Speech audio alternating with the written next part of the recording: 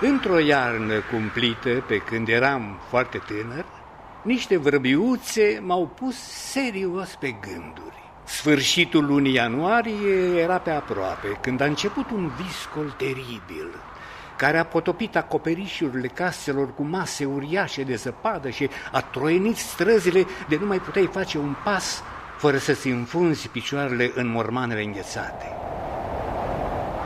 Furtuna de ninsoare nu ierta niciun trecător, oricât de grăbit ar fi fost. Iar birjarii, birjele lor și cai păreau a fi devenit statui din zahăr în așteptarea clienților care nu se arătau. Pe înserat, viscolul s-a potolit și gerul a pus stăpânire pe întreg orașul. Cerul a devenit transparent și au apărut stelele mai lucitoare decât oricând. Zăpada trosnea sub picioarele trecătorilor care se încumetau să iasă de la căldura caselor spre a-și vedea de treburi prin târg. În zori mă întorceam acasă de la o petrecere. Câteva vrăbiuțe căutau de mâncare prin neaua înghețată și vorbeau între ele despre întâmplări numai de ele cunoscute. Iertați-mă, suratelor, n-am fost de aici de la începutul discuției. Ce-ar fi să-mi povestiți totul și mie? Cip, cip, cirip, tu vii mereu la spartul târgului, surioară. Pe urmă ai pretenții, cip, cirip. Cip, cirip, îmi pare rău, pe zăpada asta nu m-am descurcat prea bine. Toate acoperișurile seamănă între ele. Și, dacă vreți, plec. Cip, cip, cip, cirip, nu, rămâi aici. Să o iertăm, fetelor, este cea mai mică dintre noi. Are de învățat o groază de lucruri. Cine să-i le spună? Noi, desigur. Fii și tu mai îngăduitoare, draga mea. Ea crede că am mai multe defecte decât toate vrăbiuțele din lume. Oare așa este? Nu cred. Ba da, ea sosea ultima și astă toamnă, dacă vă mai amintiți. Pe atunci eram și mai mică, zburam de foarte puțin timp. Tu întârzi și tot tu te superi. Gata, terminați cu certa asta fără sens. Mai bine să depănăm amintirile de pe vremea când asta mică încă nici nu ieșise din nou. Ce mult mă bucur, așa o să uităm de frig.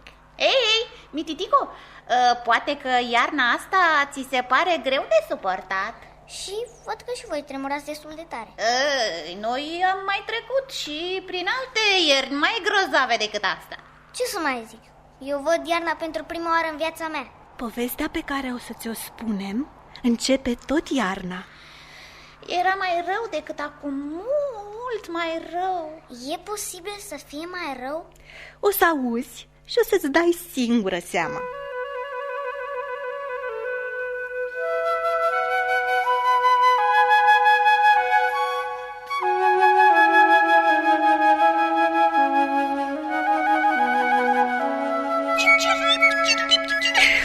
Suratelor, cred că o să murim de foame pe cerul ăsta.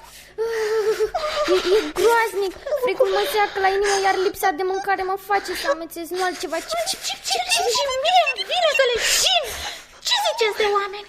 Sunt niște ființe tare ciudate. Ei numesc timpul de acum un an nou. Un an nou? Păi dacă e nou trebuie să fie mai bun, ori noi vedem că e mult mai rău decât dacă ar fi rămas anul vechi. În anul vechi găseam fărâmituri după placul inimii. Unii ne mai puneau bubițe gustoase de mei. Da, n-am suferit deloc de foame în timpul anului vechi. Anies, decât puțin tel. Se găsea mâncare din belșug pentru noi, vrăbiuțele. Nici eu nu mă simt prea fericită anul ăsta. Era mult mai bine să fie păstrat anul dinainte. Hei, vă amintiți? Oamenii s-au bucurat peste poate că se schimbă anul. Au tras cu pistoalele cu tot felul de lumini periculoase și erau zgomotoase. Și-au aruncat pe ferestre lucrurile din case. Au băut tot felul de lichide care îi făceau să râdă și să danseze. Erau veseli la culme. Și asta numai și numai pentru că vechiul an se termina și începea cel nou, cum îi zic ei. Vă spun un mare secret. Spune-ne-l, surioară. Mult de curiozitate. Și eu m-am bucurat că începea noul an. Cum? De ce? Am crezut că vor veni zilele calde, că totul va fi frumos și voi găsi grăunțe și firimituri pe alese. Altfel de ce-ar fi fost oamenii atât de încântați de schimbarea anului? Părerea mea este că omenirea a făcut o mare greșeală în calcularea timpului. Nu se pricep câtuși de puțin. Vă spun eu, oamenii au ceva care se numește calendar și se iau după el. Cip-cirip, mare scofală, calendar. Păi și ce dacă au calendar? E o invenție de-a lor, de demult. Ei își aranjează viața după calendar. E o prostie. Sigur că da. Anul nou începe atunci când vine primăvara. Eu după primăvară socotesc timpul. E mult mai logic. Vocea naturii ar trebui să fie respectată. Să înceapă anul nou odată cu primăvara. Bine, dar când vine primăvara? Când se întorc cocorii de pe unde au umblat, din țările calde. Din nefericire, la oraș nimeni nu prea știe nimic despre cocori și întoarcerea lor. De ce oare sunt orășenii atât de nepăsători? Nu știu, dar la țară oamenii se pricep să dezlușească tot felul de semne pe care le oferă natura. Haideți să zburăm toate trei la țară ca să așteptăm venirea primăverii. Acolo o să fim mult mai aproape de ea. La țară e prea puțin confort, am simțit pe pielea mea. Ai fost la țară? Da, fermierii nu aruncă mai nimic și umblam des cu gușa goală. Cip-cirip, la oraș e destul de bine, în general. Cip-cirip, nu și când domnește înghețul. Cip-cirip, ia uitați-vă acolo. Familia care locuiește în casa este foarte generoasă. Cip-cirip, îți dă zilnic de mâncare? Mai mult decât atât. Oamenii au fixat pe peretele de afară 3 sau 4 ghivece pentru flori. Ce interesant! Eu și perechea mea ne-am făcut guib într-un ghiveci și am crescut un rând de puișori. Cip-cirip, ești tare norocoasă, surioară! Cred că oamenii din casă sunt mulțumiți când ne văd în apropierea lor. Sigur, oamenii aceia au un suflet mare. Eu și vrăbioiul meu nu o să-i părăsim niciodată. Cred că o să mai facem un rând de puișori. Cip-cirip, noi vom zbura la țară. Vom vedea dacă acolo vine primăvara mai repede. Bine! Ne vom încerca norocul la țară!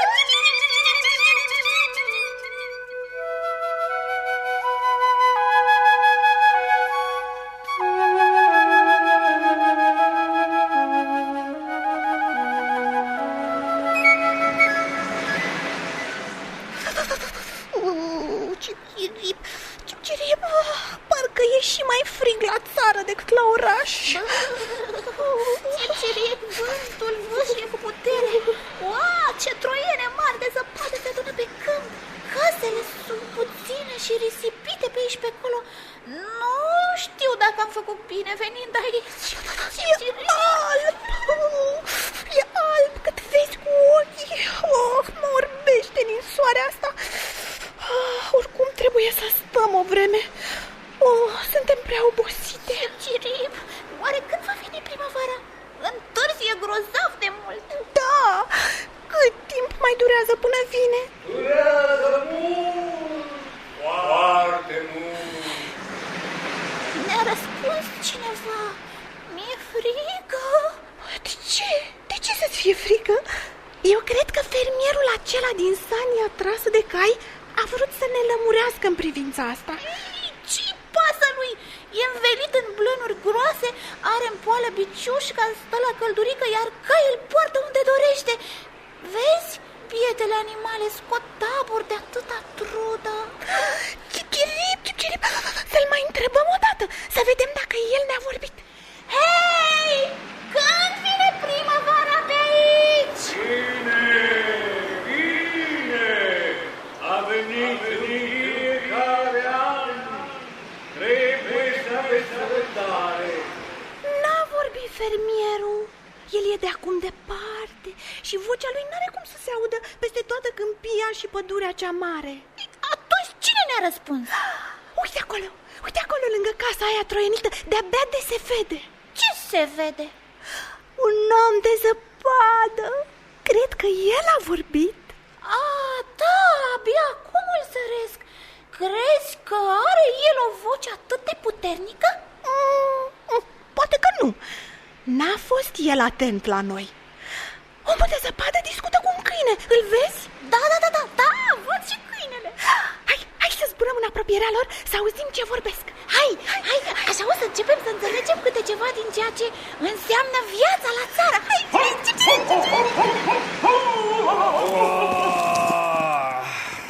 Tot trupul întroznește de bine ce mi-e. Gerul împriește, nu glumă. Omule de zăpadă! Nu-mi spune că și vântul ăsta turbat îți place? Recunosc, zvăpăiatul ăsta mă cam zgâlție. E gata să-mi smulgă măturoiul din mână. Ar fi ceva dacă m-ar ajuta să o iau din loc. Nu m-aș supăra dacă aș putea să mă urnesc încoace și încolo. Lasă că o să te urnească de tot soarele când o să capete el ceva putere. Vine primăvara și tu o să alergi până o să te înfunzi cu totul în pământ. Ce vrei să spui cu asta? Nu, nimic. Uite ce-am spus. Primăvara e încă departe. Prietene câine, nu înțeleg ce vrei să spui. Vorbești cam fără sens. Asta crezi tu, pentru că ești nou pe lume. Ești foarte neștiutor. Eu am trăit mulți ani pe aici, pe la fermă. Am multă experiență. Uite, când se schimbă vremea, simt în laba stângă, aici, din dărât, mai ales când se apropie primăvara, mă înțeapă și mă doare. O, săracul de tine! Da, ai toate motivele să mă căinezi, să știi. Mie nu-mi place frigul. Și unde mai pui că am apucat vremuri mai bune, când nu stăteam în pușca asta prăpădită, ci în casă. Cum adică în casă? Păi da, uite, simplu. Pentru că eram un pui mic și drăgăloși. Bine, așa ziceau stăpânii. Mă răsfățau, mă pupau drept în boticul meu roz. Ce botic roz? Boticul tău e negru, nu roz. Da. Când eram mic, aveam botul roz, să știi. Uite, dacă nu taci, nu-ți mai povestesc nimic, omule de zăpadă. Hai, vino, nu te mai supăra așa. Hai că te ascult, prietene câine. Hai, vino. Să știi că aveam boticul roz. Bine, roz, hai. Și toți mă strigau, Bubi, dulce cu Bubi. Așa mă strigau, iar stăpâna mă ținea în poala ei și mă mângâia.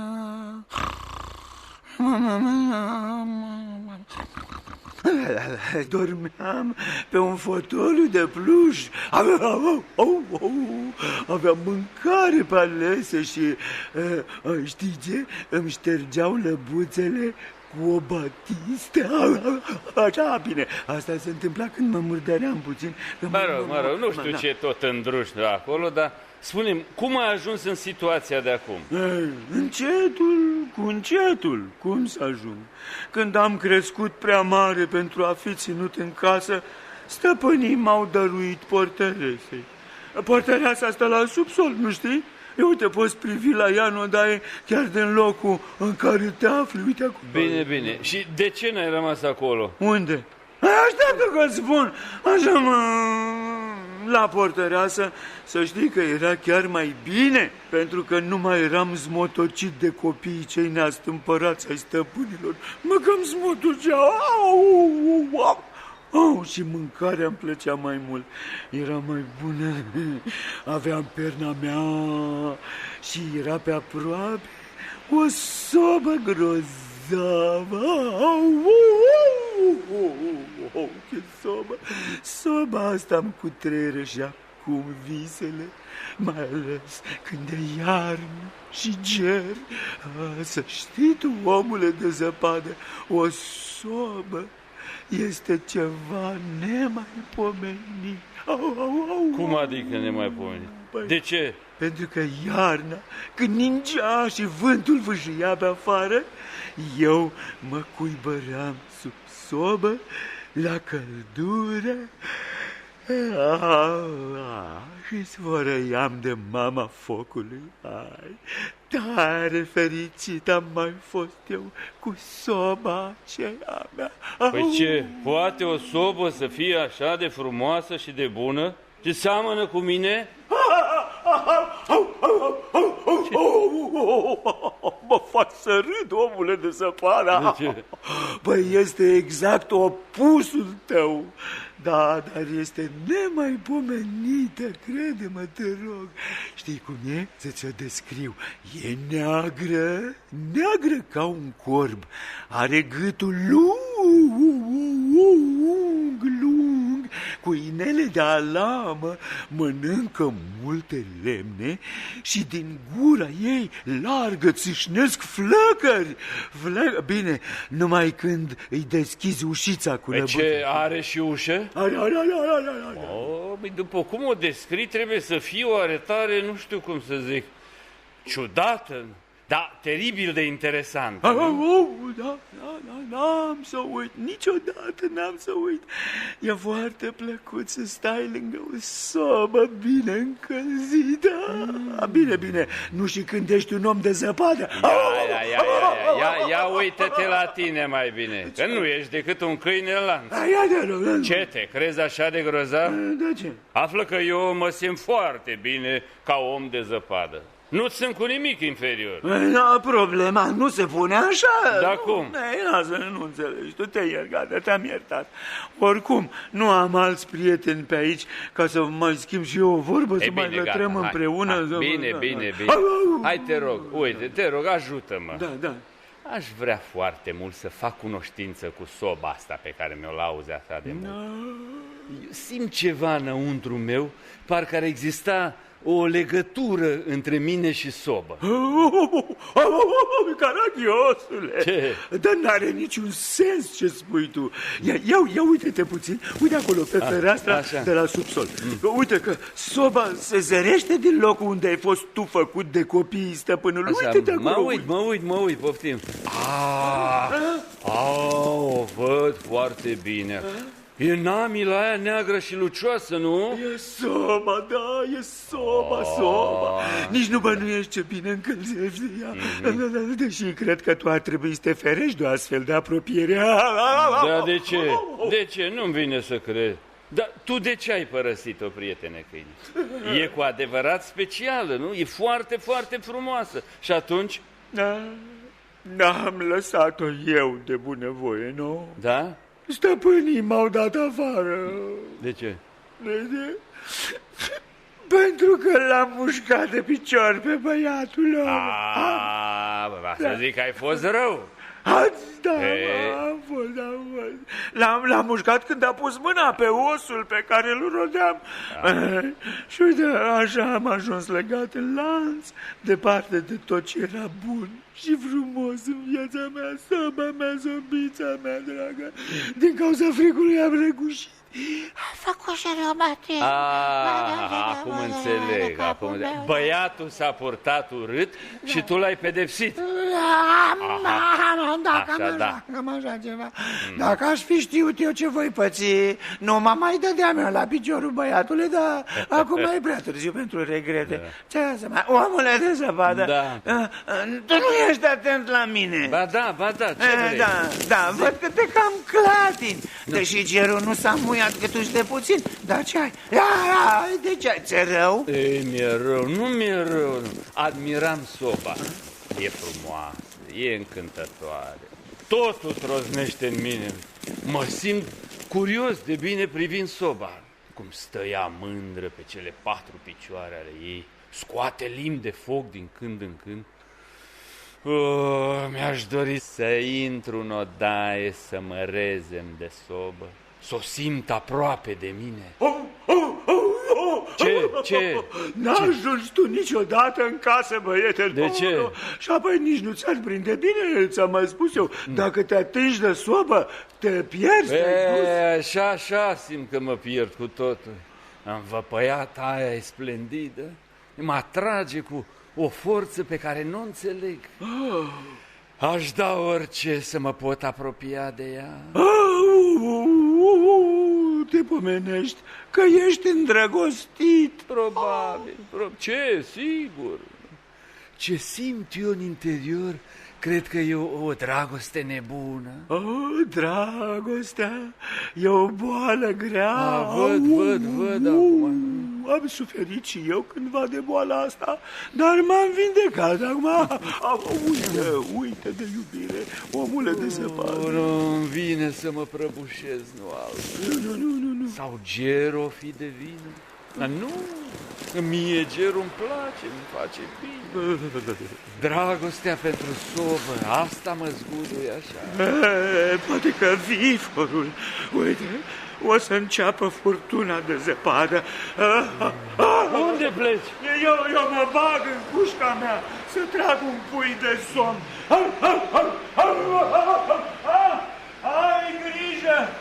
Ai grijă, dacă micii stăpâni nu te-au bătucit bine, s-ar putea să te spulbere vântul încă înainte de venirea primăverii.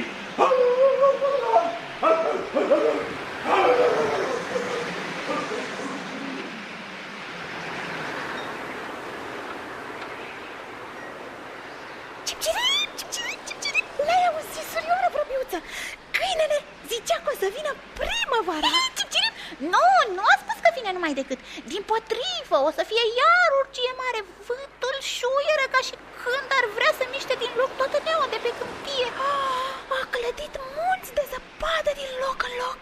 Ce zici de omul de zăpadă care s-a îndrăgostit de sobă? Mi-e milă de el, dar m-am lămurit. Mai devreme nu ne-a vorbit omul de zăpadă. Nu, el este mai neștiutor decât noi. Ia uite cum se subțiază din ce în ce mai tare. Din cauza iubirii? Nu, mai degrabă din pricina furtunii care se întețește. Nu cred că o să-l ierte vântul. Să știi că a avut dreptate câinele. Omul de zăpadă aproape că a dispărut. A rămas tare puțin din el, sărăcuțul. Mătura i-a alunecat din mână, viforul l-a spulberat și... Ia fi atentă! Ce? Ceva a căzut din trupul lui. Da, văd! E un băț negru, ba nu, e altceva. Stai, știu ce e. Ce? Este un fier care se folosește la curățarea sobelor. Am văzut așa ceva la oraș. Cei care l-au construit au folosit fierul ca un fel de schelet. Cip-cirip! E clar! De aia s-a îndrăgostit de sobă omul de zăpadă. Da, din cauza că avea pe dinăuntru fierul de curățat sobe? Aha! Eu cred că simțea ceva ciudat pentru namila cea fierbinte din odaie. Acum s-a terminat cu iubirea lui, pentru că vântul tăios l-a făcut fărâme și fierul înfipt în trup nu l-a ajutat cu nimic.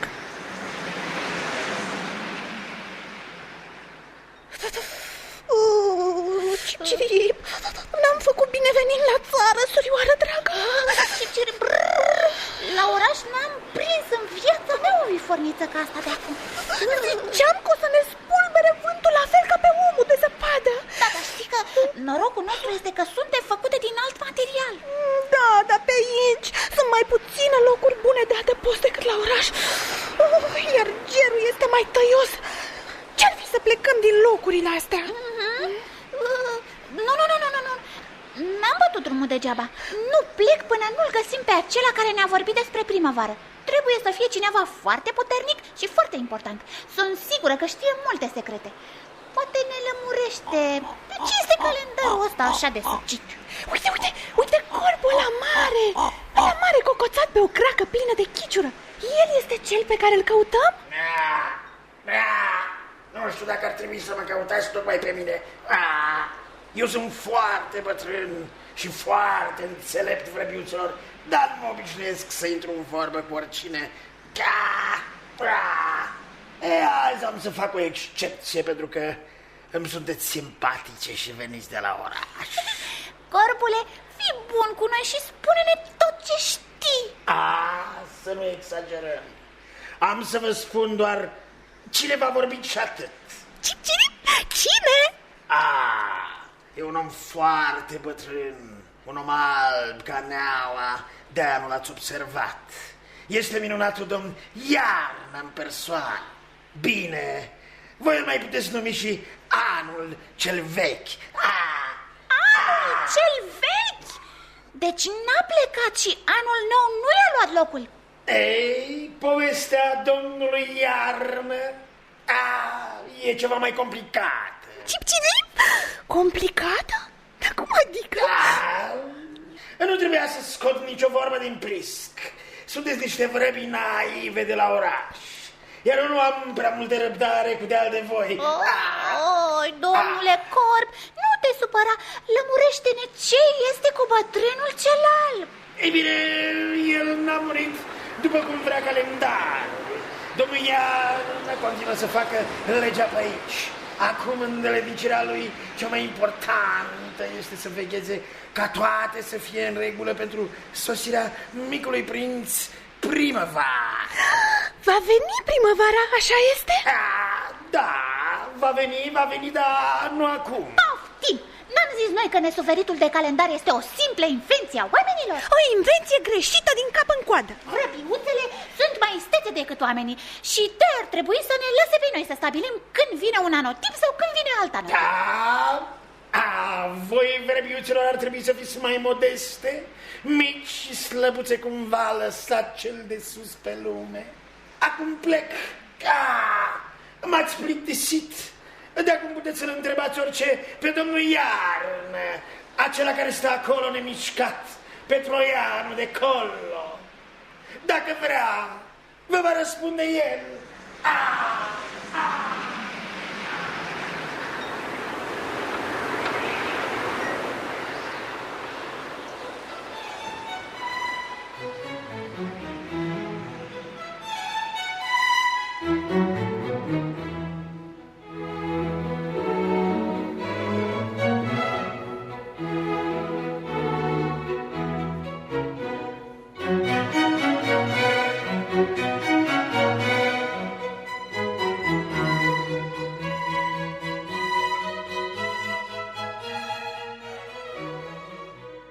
Ce ne facem, surioară? Cip-cizip, cip-cizip. Au trecut săptămâni în șir și domnul Iarnă nu ne-a mai adresat o vorbă măcar. Nu ne-a băgat în seamă nici când ne-am așezat pe umerii lui. Îi zice că a murit dacă n-ar clipi din când în când cu genele lui mai albe decât zăpada. Oftează uneori și privirea îi e țintită spre sud. Da, orice îi zice, cerul nu mai are puterea pe care o avea până de una zi. Chiar în apropierea bătrânului domn Iarnă a apărut o potecuță verzulie de iarbă firavă, n-ai observat? Ba da, dar credeam că mi se pare. Cred că vine primăvara.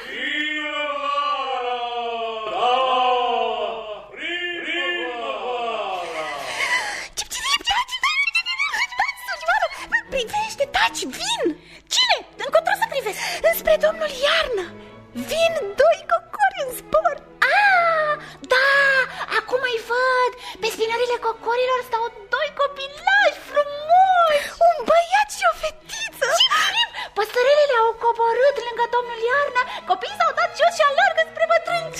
Pe unde calcă ei apar flori colorate de sub zăpadă. Copiii s-au atârnat de câtul domnului Iarnă. Îl îmbrățișează cu drag și se atârnă vesel de cât. Cip-cirip, ce frumos! Ciudat de frumos, soarele a apărut dintre noi. Voi, ce s-a întâmplat? Un văl des de ceață i-a înconjurat pe cei trei. A început să bată vântul. Dar fii atentă, ceața s-a risipit dintr-o dată la fel cum a apărut. Odată cu ceața a dispărut și bătrânul domn Iarnă. Da, au rămas pe loc prințul primăvară și prințesa lui. Nu-mi pare rău că am venit la țară. Am văzut exact când a sosit primăvara. De-abia acum începe anul nou. Va fi minunat! Vom fi răsplătite cu vârf și îndesat pentru toate suferințele noastre în iarnă.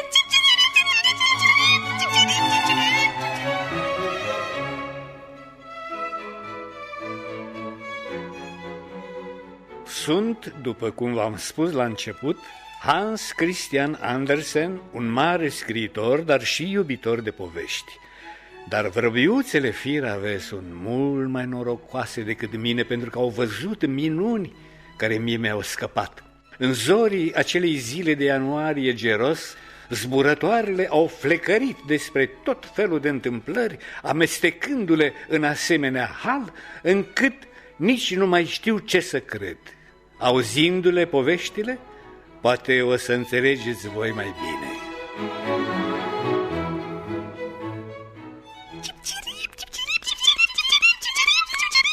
Fetița și băiețelul de mai ieri au crescut foarte repede.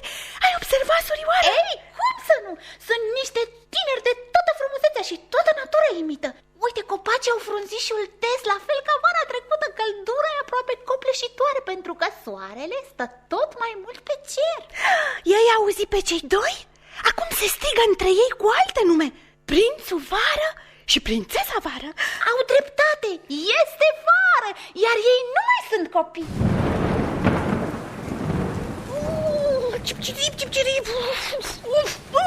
Nu-mi plac deloc furtunile astea care se iscă așa în plină zi. Cipcirip, Eu am văzut din ce cauză a izbucnit furtuna. Știu cine e de vină. te rog să-mi spui și mie. Prințesa Vară. Ea provoacă toate tulburările. Ei, nu cred. Să fii și tu atentă altădată. Când ți se întâmplă să-și pironească privirile în depărtări spre munți, norii negri se adună ca la comandă. Natura pare să încremenească pentru un timp. Oamenii își caută de grabă un adăpost. Aha, asta am observat și eu. Toți oamenii fug de mănâncă pământul când se simt amenințați de ploaie. Păi da! Și soarele se ascunde îngrozit. Norii se apropie, coboară spre pământ. Vântul e călduț, dar suflă tare, tare și începe urgia cu fulgere și tunete și... Crezi că Prințesa Vară face toate astea? E prea mare potriveala. Sigur, ea e de vină. Să o supraveghem și când o vedem că privește spre munți ca să cheme furtuna, noi îi abatem atenția în altă parte și scăpăm de nenorocire.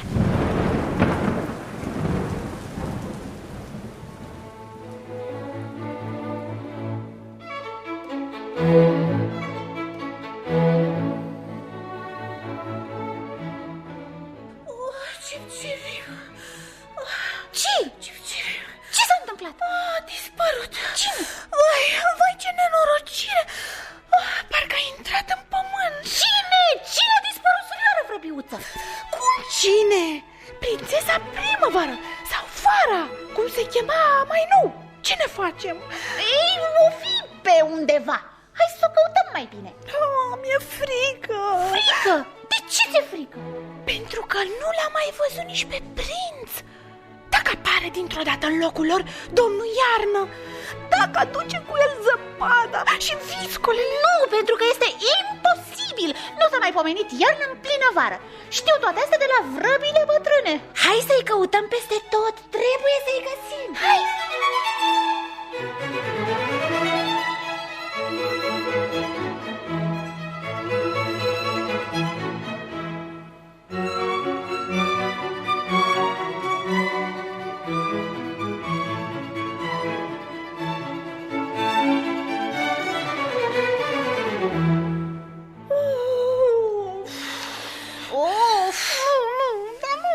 Nu sunt nicăieri. Mi-e așa necaz că i-am scăpat o vreme din ochi și uite, ei au fugit.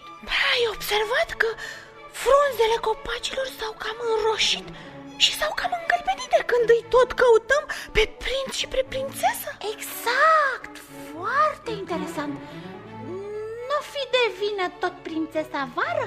Mai mult ca sigur că nu. Ba, poate că da. S-a ascuns pe undeva și face numai rele. S-o fi plictisit de atâta verde crud și de flori. Taci! Fii atentă! S-au ivit din nou ca din senin. Poftim! Sunt iar aici și ea și prințul. Nu spui prostii, nu sunt ei, sunt alți doi. Numai că el este înalt, vânjos și foarte încruntat. Ea este planturoasă și nu pare prea veselă. Amândoi sunt tăcuți, gravi. Ia uite-te, uite-te ce boale sunt. Totuși vezi? Ia uite, se țin de mână cu un fel de duioșie. Cum stau acum seamănă cu prințul Vară și prințesa lui, exact. Or fi tot ei, mă gândesc. Să știi că ei sunt. Ce ciudat! Au îmbătrânit peste noapte. Ei, nu chiar. Au stat ascunși anume ca să se transforme. În același timp pădurea s-a îngălbenit, copacii au început să se desfrunzească, florile și-au pierdut strălucirea. Multe s-au uscat.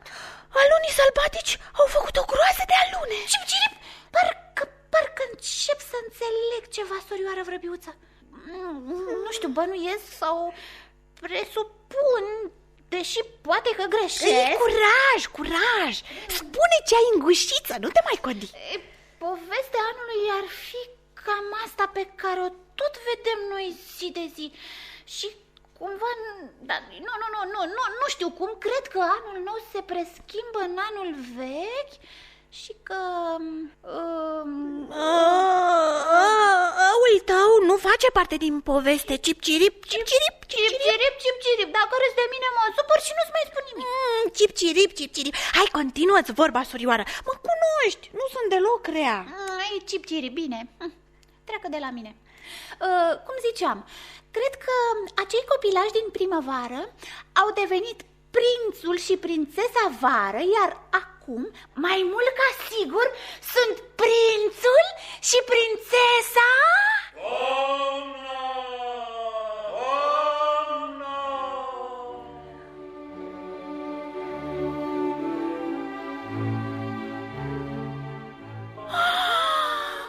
Iar se aude vocea domnului Iarnă. Cum? Să se fi întors și el? Nu cred. Mai degrabă cred că este prietenul nostru, Corbul. El o fi vorbit. Îl vezi că dă târcoale pe aici? Da, s-a făcut toamnă, Vrăbiuțelor. S-a făcut frig. Vântul bate mai tare, s-au trecut și murele din rugițe poși. Vedeți? Uitați, cocorii zboară, pleacă iar spre Egipt. Egipt? Unde e Egiptul ăsta? Corbule, vrem și noi să ne ducem după cocori. Nu puteți, Vrăbiuțelor, nu puteți. Sunteți prea firave ca să zburați până în țările calde. Păcat. Nu putem face chiar nimic. Ba da, așteptați o iarnă nouă, va veni curând. Cât de curând? Tare pisăloage mai sunteți, Vrăbiuțelor. Ia lăsați-mă în pace. Gata, plec de aici, numai ca să scap de gura voastră.